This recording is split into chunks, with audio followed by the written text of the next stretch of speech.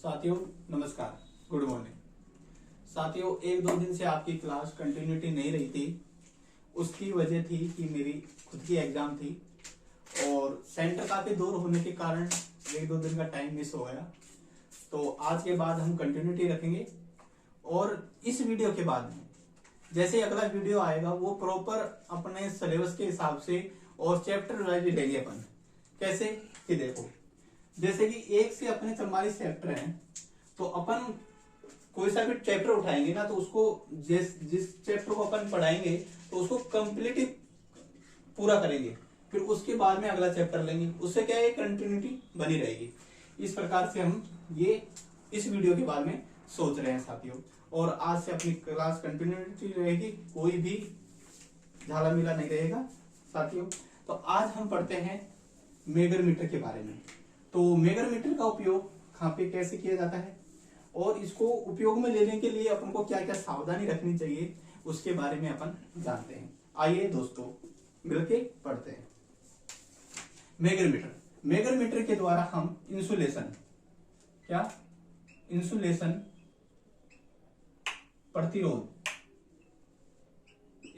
प्रतिरोध का मापन करते हैं। क्या करते हैं?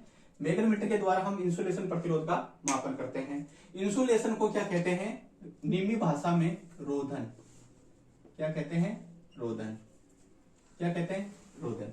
अब देखो कि जैसे ही निम्न वर्ड मैं आपको बता रहा हूं ना, तो आप ये कोई नोटबुक बना रहे हो या कुछ भी बना रहे हो, तो उसके मतलब कम से कम 10 पन्ने आगे के छोड़ दो आप। तो उसमें क्या, जैसे मैं कोई सूत्र, कोई निम्न वर्ड ये लिखा हूं ना, तो उनको आप उसमें नोट कर लो। तो एग्जाम से पहले उनको रीडिंग करना एक अच्छा बेनिफिट मिलेगा। और ये निम्न वर्ड क्या होता है कि निम्न वर्ड में जैसे कि 100 क्वेश्चन आ रहे हैं किसी पेपर में, और उसमें यदि आपके 10 क्वेश्चन में निम्न वर्ड पर आधारित आ गए, प्योर निम्न वर्ड, तो आप उनको टच नहीं कर सकते।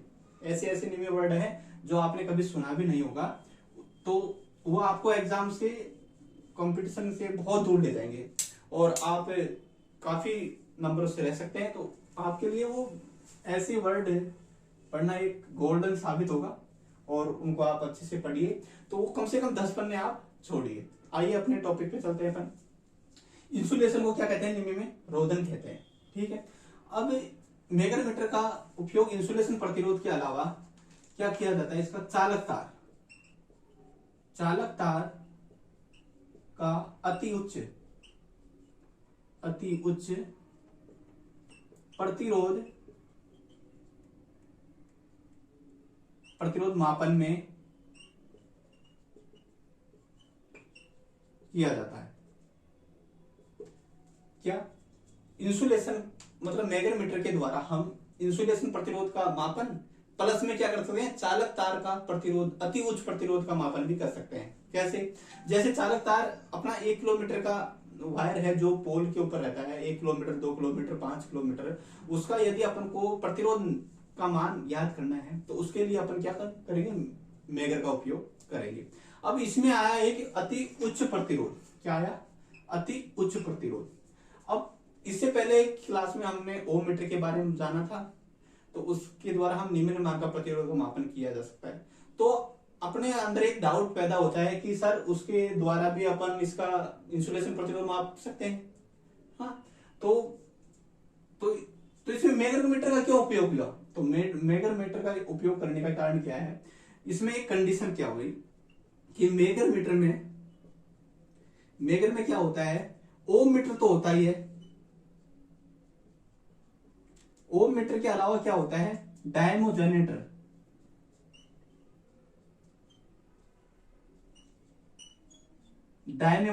जुड़ा होता है। तो ये डायनेमो जनरेटर क्या करता है?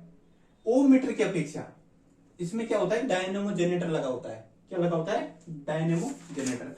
तो ये क्या करता है?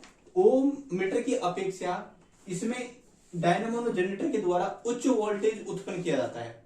उच्च वोल्टेज उत्पन्न किया जाएगा तो पीसी और सीसी क्वाइल में एक चुंबकीय क्षेत्र उच्च मान का पैदा होगा, और वो चुंबकीय क्षेत्र उच्च मान का होने के कारण इसमें एक उच्च मान का टॉर्क पैदा होता है, जिसके कारण जो पीसी पे संकेतक जुड़ा होता है ना, वो पैमाना उच्च मान का, जो पैमाने पर रीडिंग होती है वो भी उच्च मान की होती है। इसके द्वारा यहाँ पर ये उच्च मान का प्रतिरोध का मापन किया जाता है। अति उच्च मान का प्रतिरोध का मापन किया जाता है किसके द्वारा? मेगर के द्वारा। इसमें दो दो। अब क्या होता है, अगला टॉपिक पे आते हैं। मेगर। मेगर को बनाने के लिए किस चीज का उपयोग किया जाता है? मेगर को बनाने के लिए ओम मीटर प्लस डायनेमोमीटर।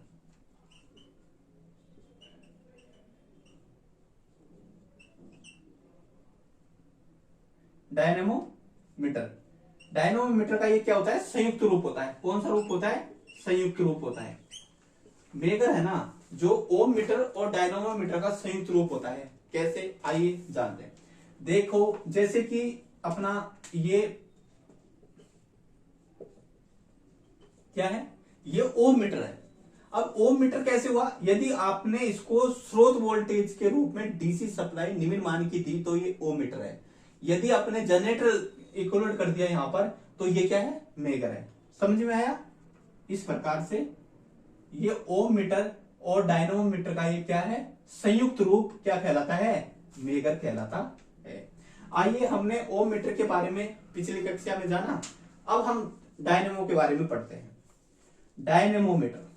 डायनेमोमीटर में क्या होता है? स्थायी चुंबकीय जनरेटर होता है।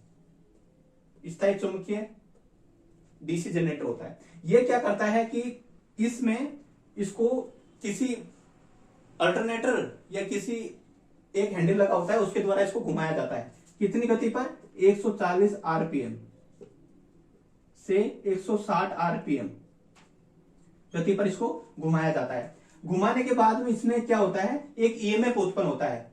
कितना वोल्टेज? 500 से 600 वोल्टेज।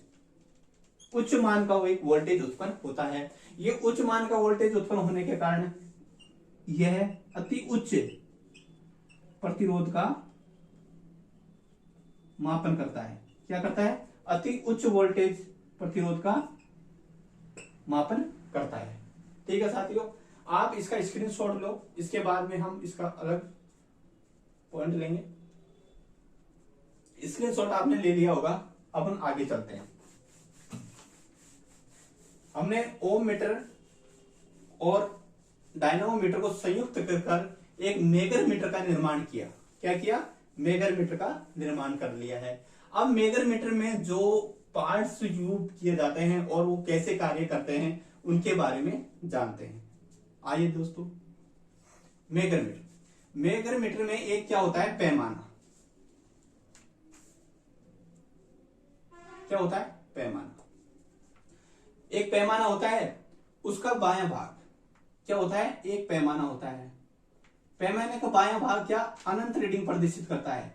क्या करता है? अनंत रीडिंग प्रदर्शित करता है। बायां भाग, ये कौन सा भाग है? बायां।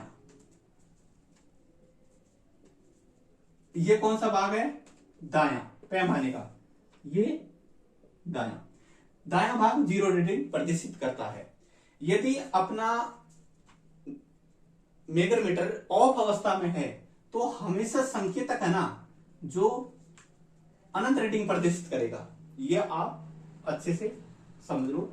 यदि अपना मेगर मीटर ऑफ अवस्था में है तो अपना संकेतक है ना, जो अनंत रीडिंग प्रदर्शित करता है। ठीक है। अब अगला, इसके अंदर क्या होता है? इसमें 2 क्वाइल होती है। क्या होती है? 2 क्वाइल। कौन कौन सी होती है? एक होती है सीसी और दूसरी होती है क्या? पीसी। अपन सीसी क्वाइल के बारे में पढ़ेंगे। आइए, सीसी क्या होती है? सीसी होती है करंट क्वाइल। Current coil. अब यहां पर एक निम्न वर्ड और आया। क्वाइल को क्या कहते हैं निम्न में? कुंडलन। जितने भी मैं निम्न वर्ड आपको बताऊं उनको जरा अलग बुक ये फेर बना लो या कोई अलग छोटा सा ऐसा 10 पन्नों का ऐसा कुछ वो रख लो, उसके अंदर आप नोट कर लो। तो आप उसको रीडिंग मारोगे 10 से 15 बार तो अपन को याद हो जाएगा। क्वाइल को क्या कहते हैं? कुंडल कहते हैं। करंट क्वाइल, सीसी यानी करंट क्वाइल। ये क्या होती है? सीसी करंट क्वाइल, ये होती है स्रोत वोल्टेज और लोड वोल्टेज। नहीं, स्रोत वोल्टेज और लोड के साथ में क्या श्रेणी क्रम में जुड़ी होती है। सीसी जो स्रोत वोल्टेज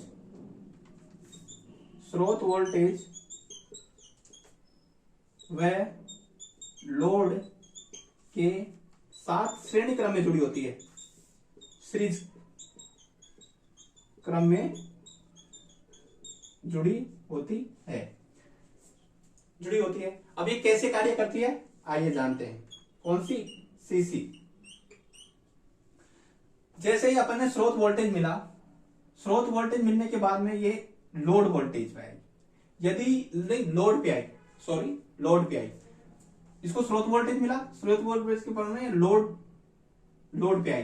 अब लोड यदि ओपन है, क्या है? यदि लोड ओपन सर्किट है, खुला है, कोई लोड नहीं है, तो ये अपनी सीसी कॉइल कार्य नहीं करेगी, ये ओपन सर्किट की तरह कार्य करती है। यदि लोड न हो, क्या है फर्स्ट कंडीशन? यदि लोड न हो तो ये क्या ओपन सर्किट की तरह कार्य करेगी, ओपन सर्किट की तरह कार्य करती है। यदि लोड है, यदि अब इस लोड को अपन ने जोड़ा तो परिपथ का पूरा निर्माण हुआ। परिपथ का पूरा निर्माण होने के कारण ये बंद परिपथ की तरह कार्य करेगी, क्लोज सर्किट। ये बंद लोड है, मतलब लोड अवस्था में है। यदि अपन किसी उपकरण या किसी इंस्ट्रूमेंट का अपन प्रतिरोध ज्ञात कर रहे हैं या किसी इंसुलेशन प्रतिरोध का अपन रीडिंग ले रहे हैं, तो उसको अपन ने लोड से मतलब उसको पूर्ण किया, कनेक्ट किया दोनों लीडों को, तो वो लोड के रूप में आता है। तो जैसे आपने उसको कनेक्ट किया तो अपना मेगर है ना, मेगर मीटर एक क्लोज बंद परिपथ की तरह कार्य करेगा और वो रीडिंग प्रदर्शित करेगा। क्या? रीडिंग प्रदर्शित करेगा, क्लोज सर्किट होगा। अब इसमें क्या वो रीडिंग प्रदर्शित करेगा, जैसे कि कुछ ना कुछ मेगर का संकेतक कुछ ना कुछ रीडिंग प्रदर्शित करेगा। ठीक है, कुछ ना कुछ, ठीक है। और ओपन में क्या करता है? हमेशा रीडिंग अनंत प्रदर्शित करता है। कौन? मेगर, अपना संकेतक। ठीक है, अपन ने सीसी कुंडल के बारे में जाना बारीकी से। ठीक है, आप इसका स्क्रीनशॉट ले सकते हैं। इसके बाद में हम पीसी पे चलते हैं। आपने ले लिया होगा। अब हम पीसी दाब कुंडल के बारे में जानते हैं। पीसी, इसको क्या कहते हैं? दाब कुंडल। इसका दूसरा नाम एक और है, विभव कुंडल।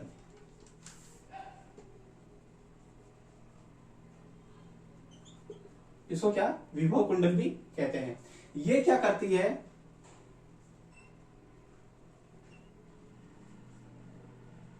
सीसी, ये पीसी। इसका कार्य क्या होता है? ये दोनों क्वाइल है ना, ये दोनों क्वाइल हैं जो एक दूसरे के पैरेलल में जुड़ी होती है। क्या होती है? एक दूसरे के पैरेलल में रहती है। करंट क्वाइल श्रेणी क्रम में होती है, तो ये समांतर क्रम में होती है। अब पीसी क्वाइल में क्या होता है? संकेतक जुड़ा होता है। पीसी क्वाइल में क्या? ये संकेतक है ना, ये पीसी क्वाइल पर जुड़ा रहता है। अब पीसी क्वाइल पे संकेतक जुड़ा रहता है, तो इसमें क्या, सीसी क्वाइल जैसे अपना सर्किट पूर्ण करती है, तो इसमें क्या है, चुंबकीय क्षेत्र, उच्च मान का चुंबकीय क्षेत्र उत्पन्न होता है। अब उच्च मान का चुंबकीय क्षेत्र पैदा होने से इसमें एक उच्च मान का टॉर्क उत्पन्न होता है। इसके अंदर उच्च मान का टॉर्क उत्पन्न होगा, तो ये पीसी क्या होती है? चलायमान रहती है पीसी। और सीसी क्या होती है? स्थिर होती है, जैसे है वैसे रहेगी। और पीसी क्या होती है? रोटेटिंग रहती है, चलायमान रहती है। ये क्या होती है? कभी इधर कभी इधर। ठीक है, जैसे इसका मतलब मान, प्रतिरोध का, रेजिस्टेंस का जितना मान आता है उस पे जाके सेट हो जाती है। तो ये क्या होती है? चलायमान। ये चलायमान होती है, ये होती है स्थिर। ठीक है ना? तो ये क्या चलायमान रहती है। जैसे इसमें टॉर्क का मान हुआ तो ये संकेतक के द्वारा जुड़ी रहती है, और संकेतक के द्वारा जुड़ी रहती है तो ये रोटेट करती है। ओके, इस प्रकार से इस पीसी का कार्य होगा। इसको दाब कुंडल कहते हैं। ये क्या समांतर क्रम में जुड़ी होती है, लोड के और स्रोत वोल्टेज के। कौन से क्रम में? समांतर क्रम में जुड़ी रहती है। ओके साथियों, अब इसको आप स्क्रीनशॉट लो, इसके बाद में हम इसका अगला टॉपिक पॉइंट लेंगे। ले लिया होगा आपने। अब चलते हैं हम, इसमें एक और भाग होता है, एक संकेतक। क्या होता है? एक संकेतक होता है। क्या होता है? संकेतक। संकेतक आमतौर पर क्या एल्यूमिनियम पदार्थ का बनाया जाता है। किसका बनाया जाता है? एल्यूमिनियम का। एल्यूमिनियम का बनाया जाता है। अब एल्यूमिनियम का क्यों बनाया जाता है? इसका एक कारण है। जैसे आपने यहां पर स्रोत वोल्टेज सीसी पे आया, परिपथ उसका पूर्ण हुआ, जैसे ही परिपथ बंद हुआ, पूर्ण हुआ, ये क्लोज परिपथ की तरह कार्य कर रहा है, तो उसमें क्या होगा? एक चुंबकीय क्षेत्र पैदा होगा। अब ये चुंबकीय क्षेत्र जैसे ही पैदा होगा तो ये भी एक क्या होगा? मैग्नेट है। क्या है? जैसे इसके पोल है वो मैग्नेट का कार्य कर रहे हैं, एनएस एनएस। तो ये क्या करेगा? ये धातुई पदार्थ जैसे एल्निको एल्कोनेस चुंबकीय पदार्थ का हुआ, तो ये क्या इसके साथ साथ ये क्रियान्वित हो जाएगा, और क्रियान्वित होने के कारण ये क्या हुआ? एक मैग्नेट का क्या रूप धारण कर लेगा, और मैग्नेट का रूप धारण करने के कारण ये इससे चिपक जाएगा, और ये संकेतक कार्य ही नहीं करेगा, एक स्थिर अवस्था में पड़ा रहेगा। तो इसलिए इसको अपन एल्यूमिनियम का बनाते हैं। ठीक है साथियों, सभी का डाउट क्लियर? अब आते हैं हम अगला, फिर एक बार हम क्या आते हैं? पैमाने पे आते हैं। किस पे आते हैं? पैमाने पे। पैमाने की अवस्था। आओ, ये पैमाना रहा अपना 0 से अनंत। इसमें 3 कंडीशन होती है। कौन सी? 3। एक होती है ऑफ। कौन सी होती है? ऑफ। यदि अपना मेगामीटर ऑफ अवस्था में है, कौन सी अवस्था में है? ऑफ अवस्था में है। ऑफ अवस्था में मेगामीटर कार्य नहीं कर रहा, तो इसका संकेतक है ना हमेशा अनंत रीडिंग प्रदर्शित करेगा। कौन सी करेगा? अनंत रीडिंग प्रदर्शित करता है। ऑफ में कौन सी करता है? अनंत करता है, अनंत रीडिंग प्रदर्शित करता है ऑफ में। सेकंड क्या है? क्लोज, मतलब बंद। बंद में क्या करता है? बंद अवस्था में यह कुछ ना कुछ मान देता है। क्या? संकेतक। और एक क्या होती है? ओपन। ओपन में भी ये क्या करता है? ऑफ। ऑफ ऑफ का मतलब अनंत रीडिंग प्रदर्शित करता है। ठीक है। अब इसके अंदर क्या होता है कि पैमाना है ना, उसमें एक कंडीशन तो ये हो गई। सेकंड क्या होती है? आइए जानते हैं। सेकंड के अंदर क्या होता है कि पैमाना है ना, पैमाना अनंत के बाद में रीडिंग किस में दर्शाता है? मेगा ओम में। और पैमाना है ना जो 0 के बाद में किस में दर्शाता है? किलो ओम में। ठीक है। बाईं और पैमाना क्या अनंत रीडिंग प्रदर्शित करता है, और दाईं ओर कौन सी रीडिंग प्रदर्शित करता है? 0। ठीक है। बाईं ओर कौन सी? 0, और दाईं ओर अनंत रीडिंग प्रदर्शित करता है। ठीक है। ये पैमाने का कार्य हो गया।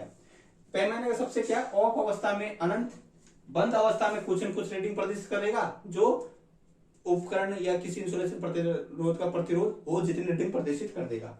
ठीक है। और ओपन में वो अनंत रीडिंग प्रदर्शित करते हैं। ओपन का मतलब मेगामीटर अपना कार्य नहीं कर रहा है। ओपन का मतलब ये ओपन लीड है। ठीक है। ये कार्य नहीं करेगा, ये ओपन अवस्था है, मतलब इसमें सर्किट पूर्ण नहीं हुआ तो कार्य ही नहीं करेगा अपना परिपथ। जैसे ही अपन ने इसको बंद किया तो वो कार्य करने लग जाएगा। समझे साथियों? ठीक है। अपन चलते हैं अब इसकी सावधानियां। क्या सावधान? सॉरी, यदि वीडियो को रोक के आप स्क्रीनशॉट ले सकते हैं, मैंने थोड़ा जल्दी रफ कर दिया। आते हैं अब इसकी हम क्या पढ़ते हैं? सावधानियां। सावधानियां। पहली सावधानी क्या है? जैसे ही अपन मेगामीटर का परीक्षण कर रहे हैं, यदि मेगामीटर के द्वारा किसी का परीक्षण कर रहे हैं, तो अपन को क्या बात का ध्यान रखना चाहिए? इसमें क्या होता है कि ये कोई इंसुलेशन प्रतिरोध या किसी चालक तार का प्रतिरोध है, और ये अपना मेगामीटर है। उनकी जैसे कि यही मेगामीटर है, इसकी 2 लीड है, उसको अपन इधर लेके आए, जरा ध्यान से समझिए। और ये सप्लाई स्रोत से जुड़ा हुआ है, जैसे कि 240 वोल्टेज सप्लाई से जुड़ा हुआ है, तो इसको क्या करते हैं, इसको जैसे इसका टेस्टिंग करते हैं ना, तो इन मेन लीड को कनेक्ट करने से पहले ये सप्लाई है ना, इसको ऑफ करते हैं, मतलब सप्लाई को बंद करते हैं, सप्लाई को हटाते हैं, तब जाकर इसका प्रतिरोध अपन ज्ञात करते हैं। पहली कंडीशन हो गई। सावधानियां, सावधानी में क्या है, किसी भी चालक तार या किसी इंसुलेशन प्रतिरोध का अपन को मापन करना है तो मेगर मीटर के द्वारा उस उपकरण को सप्लाई स्रोत से ऑफ किया जाता है। ऑफ करने के बाद उसकी रीडिंग ली जाती है। आया समझ में? अब सेकंड में क्या होता है, सेकंड में यह होता है कि अपन इसका टेस्टिंग कर रहे हैं किसी चालक इंसुलेशन का या किसी का, तो ये जो लीड है ना, इसको अपन का हाथ का टच नहीं होना चाहिए। जैसे कि ये जो लीड है तो ये चालक है तो उसको ऐसे पकड़ना नहीं चाहिए। यदि अपन उसको ऐसे पकड़ेंगे ना तो उसमें क्या हो जाएगा, जैसे उसको अपन ने पकड़ा तो उसका इसके प्रतिरोध के साथ साथ अपनी बॉडी का भी प्रतिरोध वो मेजर कर लेता है, तो वो रीडिंग सही से नहीं दे पाता है। ठीक है साथियों। तीसरा क्या है, जो ये अपना जनरेटर है उसको हमेशा दक्षिण दिशा, दक्षिणावर्त अवस्था में ही घुमाना चाहिए। कौन सी अवस्था में? दक्षिणावर्त अवस्था में ही हमेशा घुमाना चाहिए। ठीक है, ठीक है। चौथी अवस्था क्या है, चौथी अवस्था इसमें आती है कि यदि अपना संकेतक, पैमाने पे संकेतक की रीडिंग फिक्स नहीं है, क्या, यदि फिक्स नहीं है, कभी 5, कभी 10, कभी 15, कभी 100, कभी 200, कभी 250, कभी 300 ऐसे रीडिंग प्रदर्शित कर रहा है, तो इसका मतलब क्या है कि अपना डायनामो है ना, उसकी घूर्ण गति है ना, वो फिक्स नहीं है। मतलब जनरेटर है ना, उसकी घूर्ण गति फिक्स नहीं है। तो कभी वो तेज चलता है, कभी धीरे चलता है, कभी वो 100 आरपीएम पे चलता है, कभी वो 150 पे चलता है, कभी 120 पे चलता है, कभी वो 130 पे चलता है। तो उस अवस्था में क्या करना चाहिए, अपना जनरेटर है उसकी स्पीड को फिक्स मान पर रखना चाहिए, जिससे क्या होगा कि जो वोल्टेज उत्पन्न होगा वो फिक्स मान का होगा और वो चुंबकीय क्षेत्र फिक्स पैदा होगा और उसके द्वारा अपन ये अपना रीडिंग सही दर्शाएगा। ये 4 कंडीशनें होती है। ठीक है साथियों, कैसा लगा आपको ये वीडियो, कमेंट सेक्शन में जरूर कहना। और अब मैं इस पर आधारित क्वेश्चनों के बारे में चर्चा करता हूं।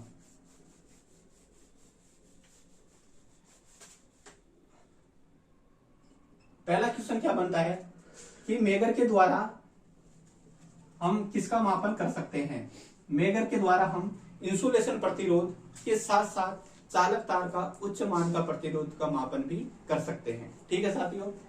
सेकंड क्वेश्चन क्या है, सेकंड क्वेश्चन यह है कि मेगर ऑफ अवस्था में कौन सी रीडिंग प्रदर्शित करता है, तो क्या करता है, अनंत करता है।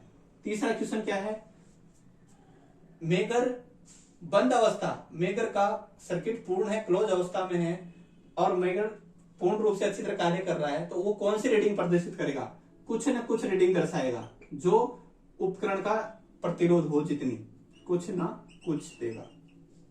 ठीक है।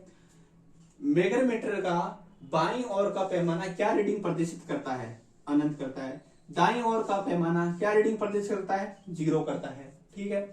अब बनाते हैं इसमें, इसके जनरेटर की आरपीएम कितनी होती है, 140 आरपीएम से 160 आरपीएम।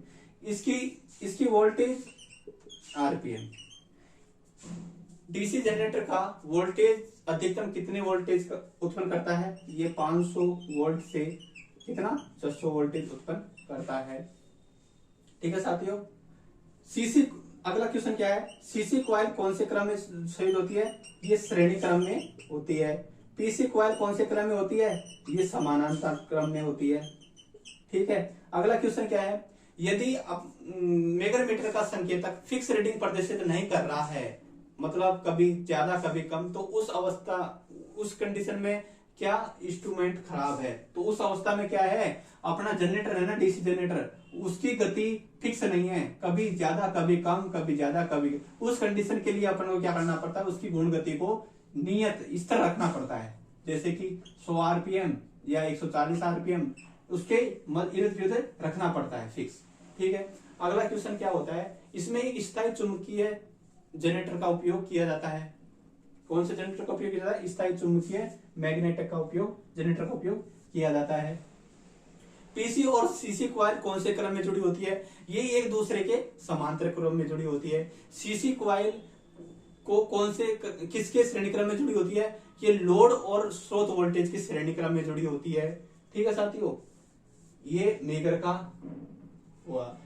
मतलब एक क्वेश्चन और बनता है, इंसुलेशन का अधिकतम प्रतिरोध कितना ओम तक माप सकता है? ये कितने तक माप सकता है? अधिकतम मेगा ओम तक।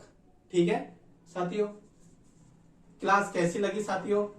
आप कमेंट सेक्शन में कहना और कमेंट में हमको बताना कि हमारी इसमें क्या कमी रह गई, क्या नहीं रह गई। और वीडियो को ज्यादा से ज्यादा शेयर करो। और आपको अगला टॉपिक जो भी आएगा सर, वो एक टॉपिक्स वाइज चलेगा, मतलब चैप्टर्स वाइज, और उसको आपको अच्छे से कवर करवाया जाएगा। और कोई भी ऐसा टॉपिक उसमें ऐसा नहीं छोड़ा जाएगा साथियों, और कंटिन्यूटी बनी रहेगी। नमस्कार साथियों, थैंक यू।